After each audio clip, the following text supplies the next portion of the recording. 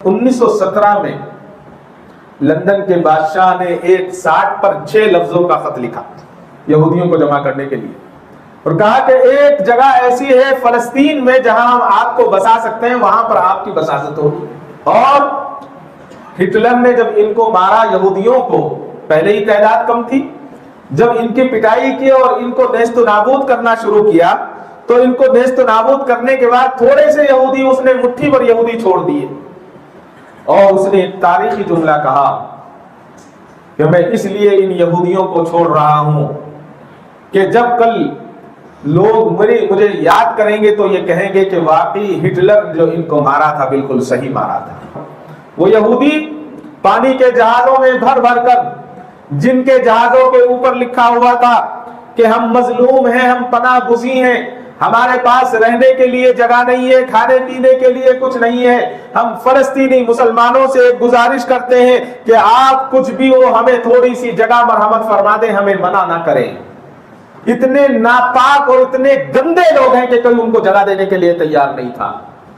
اگر ان کو جگہ دینی ہوتی تو یورپ جگہ دیتا، بیج یورپ نے بویا، فساد یورپ نے برپا کیا، اور مسلمانوں کے سر لا کر باندھ دیا کہ جانتے تھے کہ یہ لوگ نہایت معصوم لوگ ہیں، یہ جیسے خود ہیں ایسے دوسروں کو سمجھتے ہیں۔ ایک اور واقعہ آیا، 6 مہینے کا بچہ بمباری میں شہید ہو جاتا ہے، باپ اپنے 6 ماہ کے بچے کو لے جا کر رکھتا ہے ہسپتال میں، ڈاکٹر کہتے ہیں کہ یہ تو شہید ہو گیا، اسے لے جاؤ، تسلی دیتا ہے، باپ کہتا ہے کہ گھبرانے کی ضرورت نہیں ہے، ایسے 1000 بچے بھی شہید ہیں، یہ بیت المقدس کے لیے ایسے 1000 بچے بھی میں شہید کرنے کے لیے تیار۔ ألا بذكر الله تطمئن القلوب۔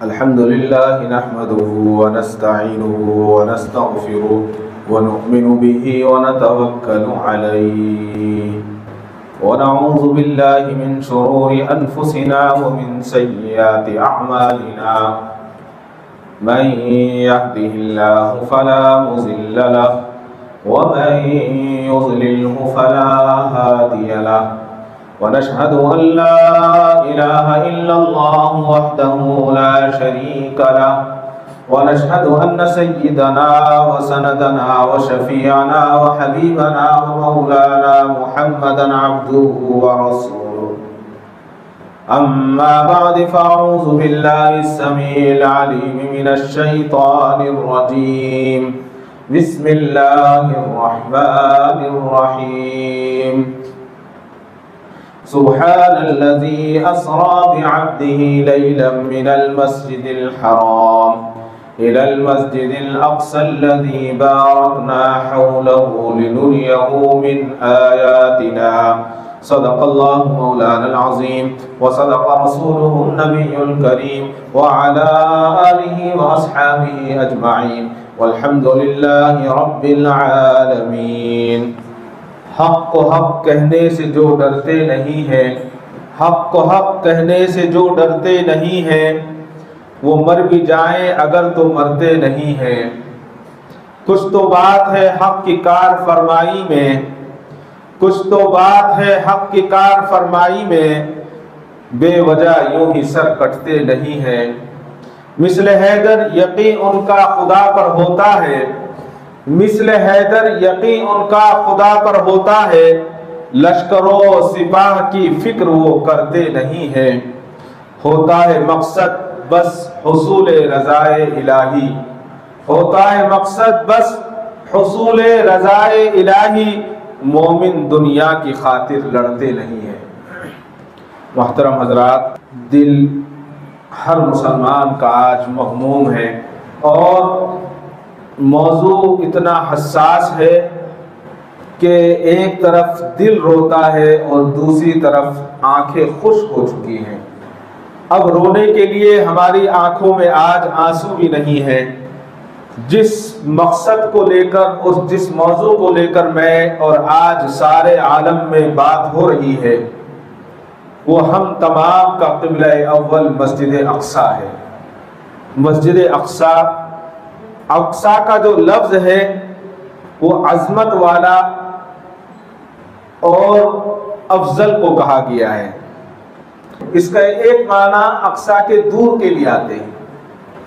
سن 10 نبوی میں 27ویں شب میں اللہ تعالیٰ کی جانب سے خاص اور منفرد سفر کی دعوت پر نبی پاک علیہ السلام مسجد حرام یعنی مکہ مکرمہ سے کعبۃ اللہ شریف سے آپ کو لے جایا گیا۔ اس سفر کی پہلی منزل مسجد اقصیٰ رہی۔ پھر بڑی لمبی تفصیل ہے سفر معراج کی، ہم اور آپ بار بار سنتے ہیں کہ پھر ساتوں آسمان کی سیر کی، عالم برزخ کو دیکھا، عالم حشر کے سما کا نظارہ آپ نے دیکھا، اور یہ تمام دیکھتے ہوئے خالق کائنات اللہ تبارک و تعالیٰ کے فضل سے اللہ تبارک و تعالیٰ سے حضور پاک علیہ السلام نے ملاقات فرمائی۔ اس واقعے معراج کو ہر مسلمان مانتا بھی ہے اور جانتا بھی ہے، اور اس واقعے کربلا کی تصدیق بغیر کسی تردد کے، بغیر کسی ہچکچاہٹ کے، بغیر سوچے حضور اکرم صلی اللہ علیہ وسلم کے جو یار غار تھے خلیفہ اول حضرت سیدنا ابو بکر صدیق رضی اللہ تعالیٰ عنہ نے فرمائی، اسی وجہ سے حضرت ابو بکر کو صدیق کا لقب ملا۔ مسجد اقصیٰ سے پوری تاریخ ہماری وابستہ ہے۔ روئے زمین پر مسجد حرام یعنی خانہ کعبہ کے بعد یہ دوسری قدیم ترین مسجد ہے جہاں پر آج بھی الحمدللہ 5 وقتہ نماز ادا کی جاتی ہے۔ اس کے علاوہ تہجد کی نماز بھی ہوتی ہے، تراویح کی نماز بھی ہوتی ہے، جمعہ کی نماز بھی ہوتی ہے، اور اس کے ساتھ اعتکاف بھی ہوتا ہے۔ تعلیم و تعلم تدریس کا کام بھی وہاں انجام دیا جاتا ہے۔ اور جس طرح سے ہم جانتے ہیں کہ مسجد حرام، مسجد نبوی اور کعبۃ اللہ کے بعد اگر کوئی تیسری مقدس مسجد اور مقدس ترین جگہ ہے تو وہ جگہ مسجد اقصیٰ ہے۔ مسجد اقصیٰ کہاں ہے؟ فلسطین میں ہے، اور فلسطین کی پاک زمین ہے۔ یہ انبیاء علیہم السلام کا شہر رہا ہے۔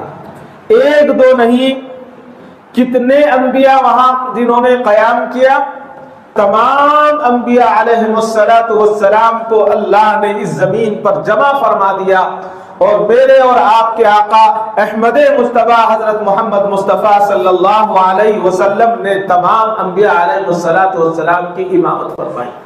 یہ وہ مسجد اقصیٰ ہے۔ مسجد اقصیٰ انبیاء کی سرزمین اس کو کہا جاتا ہے، اور اس کے چپے چپے پر انبیاء علیہ السلام کے نشانات آج بھی موجود ہیں۔ گزشتہ قوموں کے آثار یہاں بکھرے ہوئے ہیں۔ اس خطے کے کھنڈرات، یہاں کی اجڑی ہوئی بستیاں، وادیاں، پہاڑ، غرض ہر شے اپنے دامن میں ایک مکمل تاریخ کو چھپائے ہوئے ہیں۔ اس ارض مقدس کا مشہور اور قدیم شہر بیت المقدس ہے، جس کو القدس کہتے ہیں۔ کوئی بہت اچھے رائٹر ہیں محمد عبدالعزیز، انہوں نے پوری تاریخ کو بہت مختصر کر کے سمو دیا ہے، جس کو میں پڑھ کے آیا ہوں، اور اسی تاریخ کے حوالے سے میں آپ سے گفتگو کر رہا ہوں۔ میں اپنی طرف سے کوئی بات نہیں کروں۔ بیت المقدس کی تاریخ، مسجد اقصیٰ کی تاریخ اتنی طویل ہے کہ اگر ہم اس کو شروع کریں گے تو کئی مہینے ہمیں چاہیے اس کو سننے اور سنانے کے لیے، لیکن یہاں پر صرف مجھے تاریخ جو بیان کرنی ہے مسجد اقصیٰ کی فضیلت، اور آج جو فلسطین کے معصوم مسلمانوں پر جو ظلم ہو رہا ہے، کمزور لوگوں پر جو ظلم ہو رہا ہے، صرف اس کی ایک تھوڑی سی جھلک میں بتا سکتا ہوں، 1 گھنٹے میں زیادہ گفتگو نہیں کر سکتا۔ مسجد اقصیٰ ایک تاریخی عمارت ہے، کئی لوگوں نے اس کی تعمیر میں حصہ لیا، اور صدیوں سے مختلف قوموں کا قبلہ اول رہی ہے۔ یہ مسجد اقصیٰ اور حرم شریف کے ناموں سے بھی مشہور ہے۔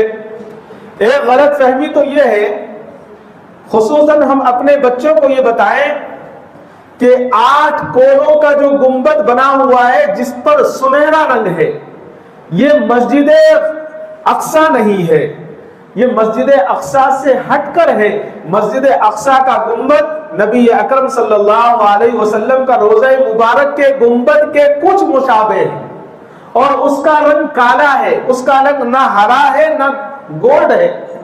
یہ جو ہے زرد گنبد والا، جس گنبد کی میں بات کر رہا تھا، حرم قدسی کی زمین سے 30 میٹر کی اونچائی پر یہ مسجد ہے، 30 میٹر اونچی ہے، اور یہ شہر کی سب سے بڑی نشانی ہے۔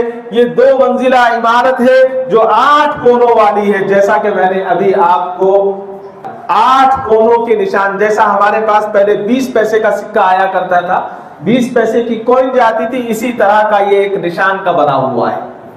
عرض یہ کرنا ہے کہ یہ 2 منزلہ عمارت 8 کونوں والی ہے، ایک گوشے سے دوسرے گوشے تک، ایک کونے سے دوسرے کونے تک 20 میٹر کی اس کی چوڑائی، اور اونچائی جو ہے لکھا ہے کہ 15 میٹر ہے، 15 میٹر اونچی ہے، اور نچلی منزل کی دیوار نہایت حسین سفید پتھر لگا ہوا ہے، جس پر فیروزے رنگ کے ٹائلز بھی ہیں، اور اس کے اندر سنگ مرمر میں سورہ یاسین شریف لکھی ہوئی ہے۔ آج آپ سرچ کر سکتے ہیں، آرام سے آپ کو مل جائے گی اس کی ساری چیزیں۔ ان 8 گوشوں میں رنگین شیشے کے کھڑکیاں ہیں جن کی تعداد 56 ہے، 56 کھڑکیاں لگی ہوئی ہیں اس کے اندر۔ اسی گنبد کے نیچے غار انبیاء علیہ السلام بھی ہے۔ اب آپ سمجھ گئے ہوں گے میری بات، یہ مسجد نہیں ہے، غار انبیاء ہے۔ یہ جو 8 کونوں کا جو دیکھتے ہیں یہ غار انبیاء ہے، اور غار انبیاء میں جہاں پہنچنے کے لیے اس کے نیچے 11 سیڑھیاں ہیں، اور ان 11 سیڑھیوں کے اندر 2 دروازے کھلنے والے، جس کے اندر پتھر کے، سفید پتھر کے 16 ستون ہیں۔ تو آپ اندازہ لگائیے کتنی بڑی عمارت ہوگی جی، کتنی بڑی جگہ ہوگی اس کے اندر۔ اور دراصل یہ جو ساری عمارت ہے، اس عمارت کے چاروں طرف جو جگہ ہے، کل مختصر سی بات یہ ہے کہ اس کے اندر 50,000 لوگ بیک وقت نماز پڑھ سکتے ہیں۔ مسجد اقصی کے اطراف کی جو لمبائی ہے وہ 1600 میٹر ہے، یعنی 1.25 کلومیٹر، اور اگر ہم فٹ میں جائیں گے تو اس سے بھی زیادہ بیٹھے گا۔ 1.25 کلومیٹر کی اس کی لمبائی کی دیوار ہے، اس کے اندر 9 دروازے ہیں، اور پہلے دروازے کا نام باب رحمت ہے، دوسرے دروازے کا نام باب عطا ہے، تیسرے دروازے کا نام باب فیصل ہے، چوتھے دروازے کا نام باب غواوہ ہے، 5ویں دروازے کا نام باب ناظر ہے، 6 دروازے کا نام باب حدید ہے، 7ویں دروازے کا نام باب قناندوین ہے، 8ویں دروازے کا نام باب سلسلہ ہے، اور 9ویں دروازے کا نام باب مغاربات سے اس کو جانا جاتا ہے۔ یہ 9 دروازے ہیں اس کے۔ مشہور جو قدیم مورخ ایک گزرا ہے، اس نے کہا ہے کہ بلا شبہ اسلامی تعمیرات کا قابل فخر یہ سرمایہ ہے، قابل فخر اس کو سرمایہ بتایا۔ اس کی تعمیر خلیفہ عبد الملک بن مروان نے سن 60 پر 8 ہجری مطابق 680 پر 8 عیسوی میں شروع کرائی تھی، جو 4 برس بعد یعنی 70 پر 2 ہجری مطابق 690 پر 1 عیسوی میں یہ مکمل ہوئی۔ اس سے پہلے کس نے بنوائی وہ بڑی لمبی تاریخ ہے، میں بالکل قریب سے آ رہا ہوں حضور کی تاریخ کے بعد سے۔ اس سے پہلے حضرت سلیمان علیہ السلام نے اس کو جنات سے تعمیر کروایا، تو اور اس سے پہلے کس نے تعمیر کروایا وہ بڑی لمبی تاریخ ہے۔ حضرت عمر رضی اللہ تعالیٰ نے جب بیت المقدس فتح فرمایا تھا، حضرت عمر رضی اللہ تعالیٰ 1400 ہجری میں اور مطابق 636 عیسوی اپنے دور خلافت میں فتح کے بعد یہاں تشریف لائے، اور حضرت عمر فاروق رضی اللہ تعالیٰ نے حضور اکرم صلی اللہ علیہ وسلم کی معراج کی منزل کی جگہ تلاش فرمائی۔ حضرت عمر نے اس جگہ کو تلاش کیا، معراج کی جو منزل تھی، اور اپنے مبارک ہاتھوں سے اس جگہ کو صاف کیا، اور وہاں مسجد بنانے کا حکم دیا، اور وہاں پر حضرت سیدنا بلال رضی اللہ تعالیٰ عنہ کو اذان کا حکم دیا۔ حضرت بلال نے اذان دی اور حضرت عمر فاروق رضی اللہ تعالیٰ عنہ نے نماز پڑھائی۔ سن 70 پر 2 ہجری مطابق 690 پر 1 عیسوی میں خلیفہ عبد الملک بن مروان نے دوبارہ اس کی تعمیر کا آغاز کیا، اور اس کی تکمیل جو ہے ان کے فرزند ولید بن عبد الملک کے دور میں ہوئی، جس پر ولید کے دور حکمرانی پر بہت بڑا خرچ آیا، اور وہ سارا کا سارا خرچ ولید بن عبد الملک مروان نے کیا۔ یہ مختصر سی تعریف ہے اس کی۔ اور مسجد اقصی کی لمبائی کتنی ہے؟ مسجد اقصی کی لمبائی 80 میٹر ہے اور چوڑائی 55 میٹر ہے، اور 20 پر 3 اونچے ستون ہیں، اور 40 پر 9 کور جو ہے وہ ستون پر یہ عمارت کھڑی ہے، اور یہ عمارت 705 عیسوی میں مکمل ہوئی۔ دروازوں پر سونے اور چاندی کے پتڑے لگے ہوئے ہیں، یعنی شیٹ لگی ہوئی ہے۔ مسجد اقصی کے 11 گیٹ ہیں، 11 گیٹوں میں بتایا گیا کہ 7 گیٹ شمال میں ہیں، 5 اس کے بعد میں ہے۔ موجودہ تعمیر سن 1035 عیسوی کی ہے۔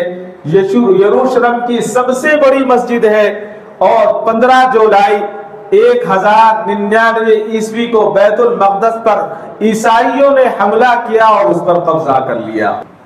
اس موقع پر ہزارہا مسلمانوں کو شہید کیا گیا، بچوں کو قتل کیا گیا، عورتوں کو شہید کیا گیا، اور مسجد کو تبدیل کر دیا گیا گرجا گھر میں، چرچ میں اس کو تبدیل کر دیا۔ بعد میں اس کے کئی حصوں میں رہائشیں بنا دی گئی، رہنے کے لیے جگہ کر دی گئی۔ 12 اکتوبر سن 1180 پر 7 عیسوی کو وہ دوبارہ عظیم الشان موقع آیا کہ جب مسجد اقصی عیسائی قابضین سے واپس ہوئی، اور یہ عظیم کامیابی بطل جلیل سلطان صلاح الدین ایوبی نے حاصل کر لی۔ سلطان نے عمارات اور مسجد کی جو تبدیلیاں تھیں ان تمام کو ختم کر دیا، اور پھر اس کو اسی واپس حالت میں لے کر آئے جس حالت میں مسجد اقصی پہلے موجود تھی۔ اب جب یہ مسجد واپس آ گئی تو مسلمانوں نے مستقل 1 ہفتے تک ساری کی ساری مسجد کو پانی اور عرق گلاب سے غسل دیا۔ تو غسل نہیں، غسل دیا۔ غسل تو کہتے ہیں ناپاکی کو صاف کرنے کو، غسل کہتے ہیں صاف کرنے کو، صفائی کرنے کو، جیسے غسل کعبہ، جی غسل مسجد، یہ جو ہے مسجد کو صاف کیا گیا 1 ہفتے تک، اور اس کے بعد یہ پھر مسلمانوں کے پاس آئی، اور عظیم الشان نادر منبر جو ہے اس زمانے میں سلطان صلاح الدین غازی نے حلب میں تیار کروایا، لکڑی کا منبر بنوایا، اور اس لکڑی کے منبر کو جو ہے حلب سے تیار کروا کر مسجد اقصی میں رکھوایا گیا۔ مسجد اقصی میں منبر رکھا گیا، لیکن پھر ایک دن 15 اگست 1960 پر 6 میں ایک آسٹریلیا کا یہودی جہاں مسجد اقصی کی زیارت کرنے کے لیے آیا، اور آنے کے بعد اس نے اسرائیلی حکومت کی بات کو مانتے ہوئے خاموشی کے ساتھ مسجد اقصی میں انگار لگا دی، آگ لگا دی، اور یہ آگ مستقل 4 گھنٹے تک جلتی رہی۔ اس زمانے میں اتنی سہولیات نہیں ہوگی جیسے آج سہولیات ہوتی ہیں، اور 1960 پر 7 میں، یعنی پہلے جو منبر تیار ہوا تھا 1180 پر 7 میں ہوا تھا، اور یہ 1900 یعنی تقریباً 800 سال کے قریب یہ منبر وہاں موجود رہا، اور اس منبر کو بھی اس آگ نے اپنی لپیٹ میں لے لیا، اور وہ آگ سے جو ہے وہ منبر جل کر جو ہے راکھ بن گیا۔ یہودیوں کی سازشیں آج سے نہیں ہیں، بہت پہلے سے۔ گنبد اور مسجد اقصی کے قریب میں قبرستان بھی ہے، جس میں بہت سارے انبیاء علیہ السلام آرام فرما رہے ہیں، اس لیے کہ وہاں پر بہت سارے انبیاء کے مزارات ہیں۔ تو یہودیوں نے اس قبرستان کو ان کے دروازوں کی بھی متنازع قرار دے کر بند کر دیا، یہودی یہ کہتے ہیں کہ اس قبرستان پر حق ہمارا ہے، ہم یہاں پر مریں گے، ہم یہاں پر دفن ہوں گے، اور جب ہمیں یہاں سے اٹھایا جائے گا تو ہم جنتی ہو جائیں گے۔ اس لیے اس قبرستان پر بھی انہوں نے ناجائز قبضہ کیا، اور آج بھی یہودیوں کا عقیدہ یہ ہے کہ انہی دروازوں سے، یہ جو قبرستان کا دروازہ ہے، انہی دروازوں سے حضرت مسیح علیہ السلام یعنی حضرت عیسیٰ علیہ السلام یروشلم میں داخل ہوں گے۔ یہودیوں نے ہر چیز پر قبضہ جتایا۔ یہودیوں کا عقیدہ یہی ہے کہ اللہ تعالیٰ آخرت میں یہاں دفن ہونے والے کو بخش دے گا۔ عیسائیوں کے یہاں مقدس مقامات بھی ہیں۔ عیسائیوں کے عقیدے کے مطابق حضرت عیسیٰ علیہ السلام کو یہاں سولیوں پر چڑھایا گیا تھا۔ ہم تو کہتے ہیں کہ اللہ تعالیٰ نے آسمان پر اٹھا لیا، یہ کہتے ہیں کہ جو حضرت عیسیٰ کو سولی پر چڑھایا گیا تھا وہ بھی یہی جگہ ہے، اسی جگہ پر ہوا تھا۔ اور یہودیوں کے کتابوں کے مطابق یہی وہ مقام ہے کہ جس کی مٹی سے حضرت آدم علیہ السلام کی تخلیق کی گئی، آپ کو بنایا گیا۔ یہی وہ مقام ہے جہاں سے حضرت آدم علیہ السلام نے اللہ تعالیٰ کے لیے قربانیاں پیش کی تھی۔ اور یہاں ٹیلے کے نیچے مغربی دیوار، جس کو دیوار گریا کہا گیا ہے، یہودیوں کا دعویٰ ہے کہ یہ دیوار ان کے قدیم عبادت گاہ کا بچا ہوا حصہ ہے، اسی لیے ان کے لیے یہ عبادت کی سب سے مقدس جگہ ہے۔ ہم نے دیکھا ہوگا بہت ساری ویڈیوز وائرل ہوتی ہیں آج کل، چھوٹی چھوٹی سی ٹوپی لگا کر ایک دیوار پر سر رکھ کر روتے ہوئے دکھایا جاتا ہے، وہی وہ دیوار ہے جس کو دیوار گریا کہا جاتا ہے۔ یہ دیوار گریا ان کی کوئی دیوار نہیں ہے، حقیقت یہ ہے کہ یہ مسجد اقصیٰ کی دیوار کا ایک حصہ ہے۔ یہ تو مسلمانوں کا رحم دلی کا معاملہ تھا کہ انہوں نے ان کے ساتھ رحم کا معاملہ فرمایا۔ دنیا کے اندر آج بھی اگر سب سے کوئی اچھی قوم ہے جو رحم دل ہو تو وہ مسلمان ہے۔ میرے اور آپ کے گھر کوئی فقیر آ جائے، کتنا بھی بڑا بٹ لگائے ہوئے ہو، وہ مانگنے کے لیے آئے تو الحمدللہ مسلمان کسی کو منع نہیں کرتا۔ یہ تو ہو سکتا ہے کہ ہم 100 کے بجائے اس کو 50 دیں، لیکن دیکھا یہ گیا ہے کہ مسلمان اگر کوئی غیر مسلم مانگنے کے لیے آتا ہے تو 100 کے بجائے 150 دیتا ہے اس کو، اس لیے کہ مسلمان کو اللہ نے دل دیا ہے۔ اور مسلمانوں میں سب سے اچھے مسلمان کون ہیں؟ سب سے اچھے مسلمان وہ ہیں جنہوں نے اللہ کے نبی کی سنتوں پر عمل کیا ہو اور اللہ کے حکموں کو جانا اور پہچانا ہو اور عمل کیا ہو۔ وہ کون ہے دنیا کے اندر؟ دنیا میں جب آپ ان کو تلاش کریں گے تو وہ عرب ملیں گے آپ۔ حضرت سیدنا ابو بکر صدیق کون تھے؟ کیا انڈیا کے تھے یا سری لنکا کے تھے؟ عرب ہی کے تو تھے۔ سارے گھر میں جھاڑو لگا دی اور لے جا کر اللہ کے نبی کے قدموں میں ڈال دیا کہ اللہ کے رسول، اے اللہ کے نبی، آپ کی خدمت میں سب کچھ ہے، یہ لے لو۔ حضرت سیدنا عمر کہاں کے تھے؟ وہ بھی تو عرب تھے۔ سارا مال و زر لے گئے، آدھا لے گئے، آدھا بچوں کے لیے چھوڑ دیا، لے گئے اور ڈال دیا کہ لے جاؤ یہ دین کے لیے۔ عرب سب سے اچھے لوگ ہوتے ہیں۔ آج نعوذ باللہ عربوں کو بہت لوگ برا بولتے ہیں، ایسا نہیں، ایک آدھ کوئی ہو سکتا ہے جس کا مزاج خراب ہو، اور خراب کرنے والے بھی ہم ہی ہیں۔ تو عربوں کو انہوں نے دیکھا کہ عرب سب سے اچھی قوم ہے، سب سے نیک دل ہوتے ہیں، سب سے اچھے ہوتے ہیں۔ 1917 میں لندن کے بادشاہ نے ایک 60 پر 6 لفظوں کا خط لکھا یہودیوں کو جمع کرنے کے لیے، اور کہا کہ ایک جگہ ایسی ہے فلسطین میں جہاں ہم آپ کو بسا سکتے ہیں، وہاں پر آپ کی بساست ہوگی۔ اور ہٹلر نے جب ان کو مارا، یہودیوں کو، پہلے ہی تعداد کم تھی، جب ان کی پٹائی کی اور ان کو نیست و نابود کرنا شروع کیا، تو ان کو نیست و نابود کرنے کے بعد تھوڑے سے یہودی اس نے مٹھی پر یہودی چھوڑ دیے، اور اس نے ایک تاریخی جملہ کہا کہ میں اس لیے ان یہودیوں کو چھوڑ رہا ہوں کہ جب کل لوگ مجھے یاد کریں گے تو یہ کہیں گے کہ واقعی ہٹلر جو ان کو مارا تھا بالکل صحیح مارا تھا، اس لیے میں ان تھوڑے سے یہودیوں کو چھوڑ رہا ہوں۔ وہ یہودی پانی کے جہازوں میں بھر بھر کر، جن کے جہازوں کے اوپر لکھا ہوا تھا کہ ہم مظلوم ہیں، ہم پناہ گزین ہیں، ہمارے پاس رہنے کے لیے جگہ نہیں ہے، کھانے پینے کے لیے کچھ نہیں ہے، ہم فلسطینی مسلمانوں سے گزارش کرتے ہیں کہ آپ کچھ بھی ہو ہمیں تھوڑی سی جگہ مرحمت فرما دیں، ہمیں منع نہ کریں، ہمیں منع نہ کریں، آپ اپنے یہاں ہمیں تھوڑی سی جگہ دے دیں۔ اتنے ناپاک اور اتنے گندے لوگ ہیں کہ کوئی ان کو جگہ دینے کے لیے تیار نہیں تھا۔ اگر ان کو جگہ دینی ہوتی تو یورپ جگہ دیتا، بیج یورپ نے بویا، جی فساد یورپ نے برپا کیا، اور مسلمانوں کے سر لا کر باندھ دیا کہ جانتے تھے کہ یہ لوگ نہایت معصوم لوگ ہیں، یہ جیسے خود ہیں ایسے دوسروں کو سمجھتے ہیں، یہ جیسے اپنے آپ ہیں ایسے دوسروں کو سمجھتے ہیں۔ اس لیے کہ مومن کا آئینہ ہوتا ہے، مومن ایک آدمی جب آئینے میں تصویر دیکھتا ہے تو اسے اپنی تصویر نظر آتی ہے، تو وہ یہ سمجھتا ہے کہ یہ جو سامنے والا ہے یہ بھی میرے جیسا ہے، یہ سوچ کر انہوں نے ان نالائقوں کو، ان ملعونوں کو اپنے یہاں جگہ دی دی۔ سارا کا سارا فلسطین مسلمانوں کا تھا، اور انہوں نے قبضے کرنے شروع کیے، کسی کو بندوق کی نوک پر خالی کروایا، کسی کو زبردستی خالی کروایا۔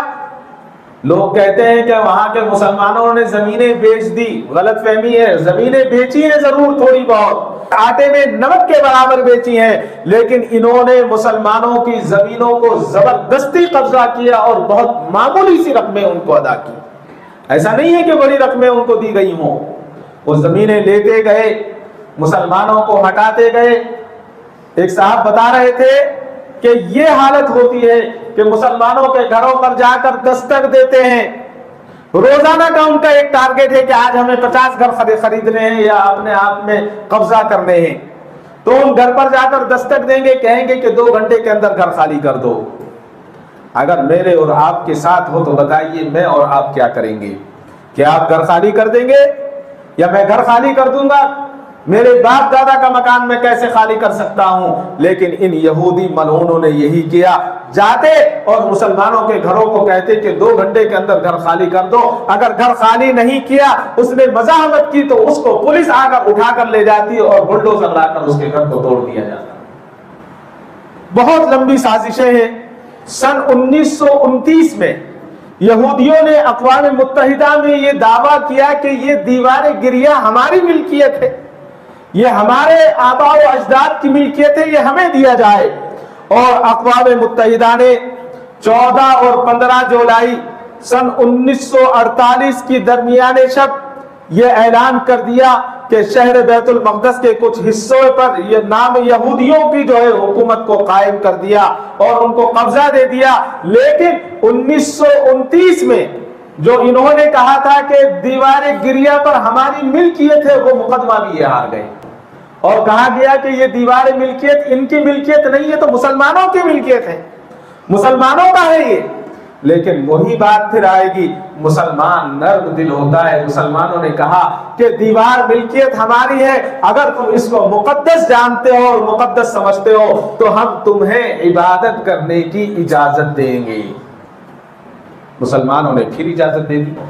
وہاں سے ان کی شرارتیں اور ان کی سازشیں شروع ہوئی، اور وہ سازشیں جو ہے آج تک ہم ان کو جھیلتے آ رہے ہیں۔ ہزاروں برس تک کوئی ملک، کوئی آدمی اس قوم کو اپنے یہاں جگہ دینے کے لیے تیار نہیں تھا، سب اس کو ٹھوکرے مار رہے تھے، سب اس کو آگے پیچھے کر رہے تھے، لیکن مسلمانوں نے ان کو جگہ دے دی۔ کل ملا کر مسلمانوں کے ساتھ جو ہوا اور ہوتا رہا ہے اور ہو رہا ہے ہم دیکھ رہے ہیں۔ میں نے ابھی درمیان میں کہا کہ مقدمہ ہم جیتے، کیس مسلمان جیتے دیوار گریہ پر، لیکن پھر بھی کہہ دیا کہ چلو تم بھی دعا کر لو۔ یہ بڑے دل کی بات ہے، چھوٹے دل والا یہ کام نہیں کر سکتا ہے۔ حضرت زید بن اسلم کہتے ہیں کہ حضرت عباس بن عبد المطلب رضی اللہ تعالیٰ عنہ کا ایک مکان مسجد نبوی کے بالکل ساتھ لگا ہوا تھا۔ ہماری تاریخ میں ہم بتا رہا ہوں آپ کو، مسجد نبوی کے لگا ہوا ہے۔ حضرت عمر فاروق رضی اللہ تعالیٰ عنہ اس مکان کو مسجد نبوی میں شامل کرنا چاہتے ہیں، تو حضرت عباس رضی اللہ تعالیٰ عنہ کے پاس گئے اور فرمایا کہ آپ اس مکان کو میرے ہاتھ بیچ دیں، میں مسجد نبوی میں اس کو شامل کرنا چاہتا ہوں۔ حضرت عباس نے فرمایا کہ میں نہیں بیچتا۔ کہا کہ اچھا اگر تم بیچتے نہیں ہو تو ایک کام کرو، اس مکان کو مجھے ہدیہ دے دو۔ اللہ اکبر! ہدیہ لفظ کتنا بڑا تھا اس زمانے میں۔ فرمایا کہ اگر آپ بیچتے نہیں ہو تو اس مکان کو ہدیہ دے دو۔ تو حضرت عباس رضی اللہ تعالیٰ نے فرمایا کہ میں ہدیہ بھی نہیں دیتا۔ کہا کہ اگر تم ہدیہ نہیں دیتے تو پھر ایک ثالث کو بیچ میں طے کر لو، ایک کو امیر بنا دو، وہ جو فیصلہ کرے گا اس پر عمل کر لو۔ کہا کہ ٹھیک ہے، اس بات کو میں مان لیتا ہوں۔ حضرت عمر فاروق رضی اللہ تعالیٰ اور حضرت عباس رضی اللہ تعالیٰ یہ دونوں کے دونوں حضرت ابی بن کعب رضی اللہ تعالیٰ کے پاس گئے اور آپ کو اس مقدمے کا امیر منتخب کر دیا اور کہا کہ بات ایسی ہے کہ حضرت عباس کا جو مکان ہے میں خرید کر مسجد میں ملانا چاہتا ہوں، یہ دیتے نہیں ہیں۔ میں نے پیسے کی پیشکش کی، دیتے نہیں ہیں۔ میں نے ہدیے کے لیے کہا، دیتے نہیں ہیں۔ اب آپ فیصلہ کریں۔ حضرت ابی بن کعب رضی اللہ تعالیٰ نے دونوں کی باتوں کو سنا اور دونوں کی باتوں کو سننے کے بعد کہا کہ اے امیر المومنین، آپ زبردستی حضرت عباس کا مکان لے نہیں سکتے، آپ کو اختیار نہیں ہے۔ امیر المومنین کو کہہ رہے ہیں کہ آپ یہ مکان لے نہیں سکتے، آپ کو اختیار نہیں ہے۔ تو حضرت عمر فاروق رضی اللہ تعالیٰ عنہ غصہ نہیں ہوئے۔ حضرت عمر نے فرمایا کہ ابی بن کعب، تم نے جو فیصلہ کیا ہے یہ بتاؤ، یہ فیصلہ قرآن سے کیا ہے یا حدیث سے کیا ہے؟ تو حضرت ابی بن کعب رضی اللہ تعالیٰ نے فرمایا کہ امیر المومنین عمر فاروق، میں نے یہ فیصلہ حدیث سے کیا ہے۔ کہا کہ اس کا حوالہ دو، کیسے حدیث سے کیا ہے؟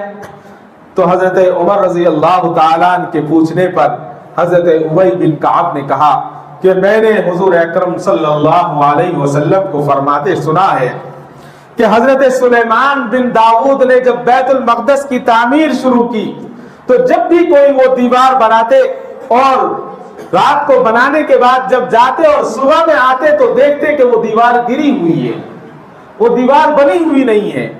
بڑا تعجب ہوتا، دیوار ادھر صبح سے شام تک تیار کی اور شام میں گئے اور صبح جب آئے دیکھا کہ دیوار گری ہوئی ہے۔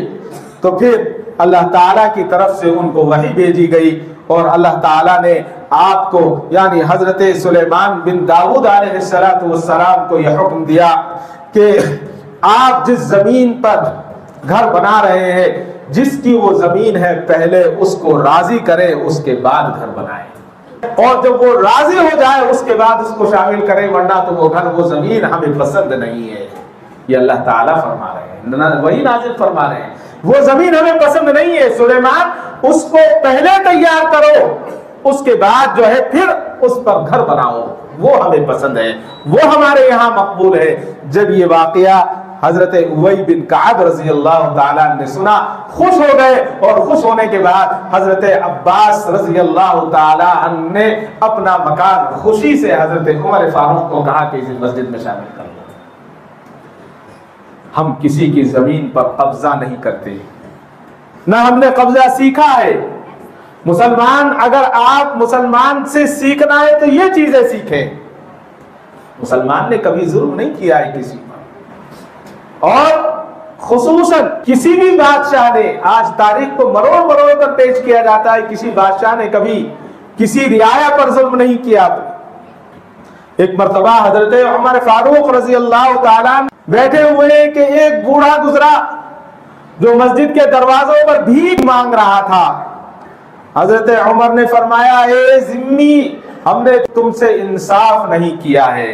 حضرت عمر نے کہا کہ ہم نے تم سے انصاف نہیں کیا ہے، اور اس وقت جو وہاں کے گورنر تھے ان کو بلایا اور بلا کر کہا کہ جب یہ جوان تھا، توانا تھا، طاقتور تھا، تو ہم اس سے کیا کرتے تھے؟ ہم اس سے جزیہ وصول کرتے تھے، ہم اس سے ٹیکس لیا کرتے تھے، لیکن اب یہ بوڑھا ہو گیا ہے اور اس کے جسم میں طاقت نہیں ہے کہ ہماری حکومت کو یہ ٹیکس دے سکے، لہٰذا اب ہماری ذمہ داری ہے کہ ہم اس کا خرچ برداشت کریں۔ حضرت سیدنا عمر فاروق رضی اللہ تعالیٰ نے لکھا ہے کہ 10 درہم یا 10 دینار اس کا وظیفہ مقرر فرمائے۔ یہ تھے مسلمان۔ حضرت یزید بن ابی مالک رحمت اللہ علیہ کہتے ہیں کہ مسلمان جابیہ بستی میں ٹھہرے ہوئے تھے، حضرت عمر رضی اللہ تعالیٰ عنہ بھی ان کے ساتھ تھے۔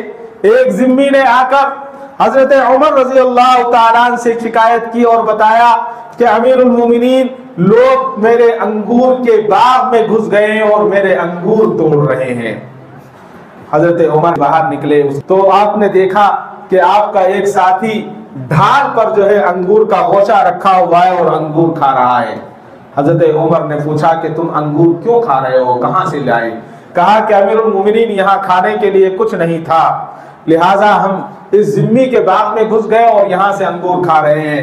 حضرت سیدنا عمر فاروق رضی اللہ تعالیٰ نے اس ذمی کو بلایا اور آپ نے حکم جاری کیا کہ اس کے باغ کی قیمت ادا کر دی جائے جتنے انگور اس کے باغ میں تھے۔ یہ تو مسلمانوں کا معاملہ ہے۔ آج کیا ہو رہا ہے؟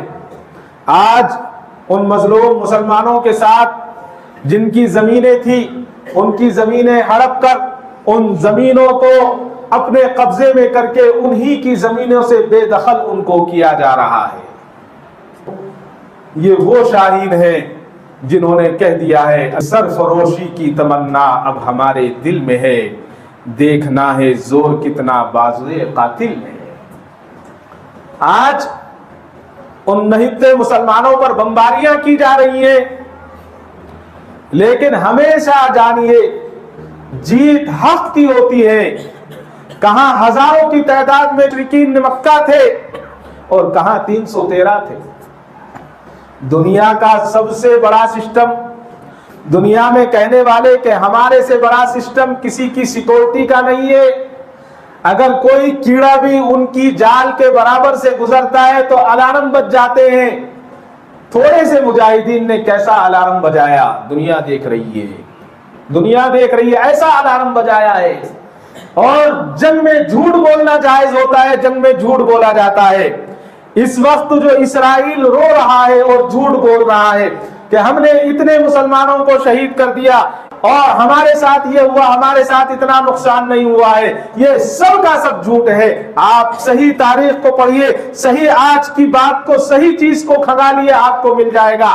بہت آسان ہے۔ ان لوگوں نے کل ہی کہا ہے کہ تم کہتے ہو کہ ہم نے سب کو مار دیا، ابھی تو ہم نے تھوڑے سے بھیجے ہیں، اور ان کے کہنے کے مطابق اب تک اسرائیل تسلیم کر چکا ہے کہ 3000 جہنم رسید ہو چکے ہیں۔ ان کے اندر دلیری نہیں ہے، ان کے اندر ایمانی طاقت نہیں ہے۔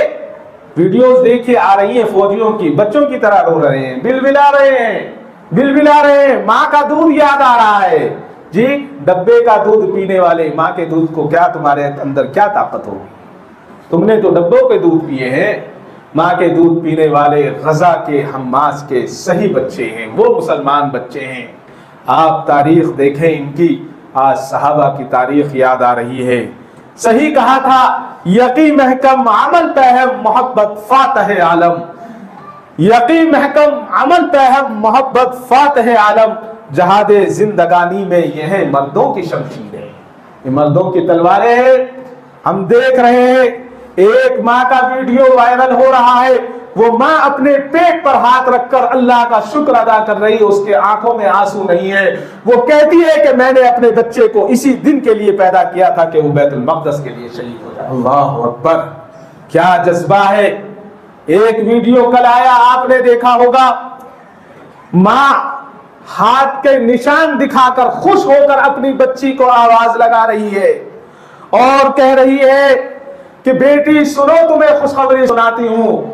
بیٹی کہتی ہے کہ ماں کیا ہوا؟ بچی سمجھ گئی، بیٹی کو خوشخبری سنا رہی ہے کہ خوشخبری سن لے، تیرا باپ شہید ہو گیا ہے، تیرا باپ شہید ہو گیا ہے، تجھے میں خوشخبری سناتی ہوں۔ کوئی خوشخبری دیتا ہے کہ تیری بہن، تیرا بھائی شہید ہو گیا ہے، ماں خوشخبری سنا رہی ہے۔ آج ہم صرف موبائلوں میں اور واٹس ایپوں میں اپنے آپ کو برباد کر رہے ہیں۔ اپنی تاریخ کو پڑھیں۔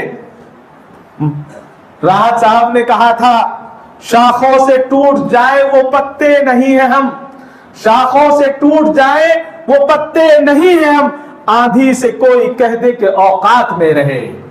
حضرات کتنے واقعات ہیں، کتنے واقعات ہیں دنیا میں کہتے تھے کہ سب سے بڑا سیکورٹی سسٹم ہمارے پاس ہے، ایمانی طاقت آئی سارے سسٹم بھسم ہو گئے، ختم ہو گئے، کہیں کے نہیں رہے سارے سسٹم۔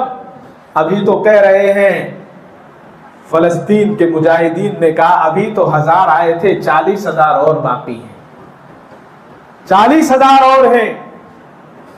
ایک اور واقعہ آیا، 6 مہینے کا بچہ بمباری میں شہید ہو جاتا ہے، باپ اپنے 6 ماہ کے بچے کو لے جا کر رکھتا ہے اسپتال میں، ڈاکٹر کہتے ہیں کہ یہ تو شہید ہو گیا، اسے لے جاؤ، تسلی دیتا ہے، باپ کہتا ہے کہ گھبرانے کی ضرورت نہیں ہے، ایسے 1000 بچے بھی شہید ہیں، یہ بیت المقدس کے لیے ایسے 1000 بچے بھی میں شہید کرنے کے لیے تیار۔ آپ کیوں پریشان ہوتے ہیں؟ بڑی مشکلوں کے بعد ایک بچہ آیا تھا اس کے یہاں اور اس نے کہہ دیا کہ 1000 بچے بھی شہید ہیں۔